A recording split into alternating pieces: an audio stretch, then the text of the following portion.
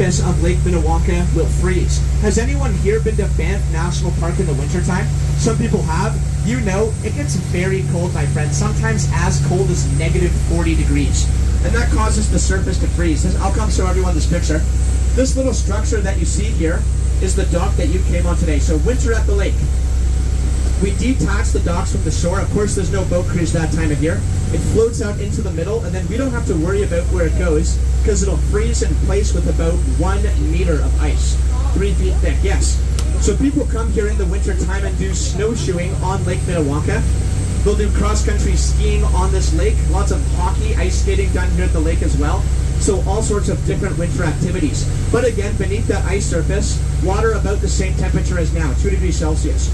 In water this cold, many people come to here and they think to themselves, there is no way that anything could survive long-term in this water. Nothing could live in the lake.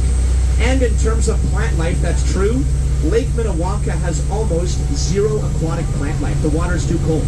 And again, when you look at our shores on both sides of the lake, you can see they're very, very rocky. Not a lot of soil or mud or dirt around here that can promote the growth of plants. Now sure, near the shore of the lake where the sun can kind of heat up the water a little bit more, you might get very small particles of algae that grow, but that's about it. Despite there being not a lot of plant life in this lake, we have a lot of carnivorous fish species that have adapted to call this lake their home. Is anyone here big into fishing? Any avid anglers on the Alberta Explorer today? Doesn't look like it. That's okay. Still might interest you to know. We get some big fish here at Lake Minnewanka. This here is a picture of a 35-pound lake trout caught from Lake Minnewanka back in 2013.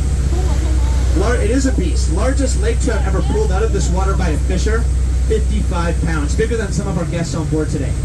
Absolutely massive fish. These fish are not native species. They were brought into this lake back in the 1920s by Parks Canada on purpose.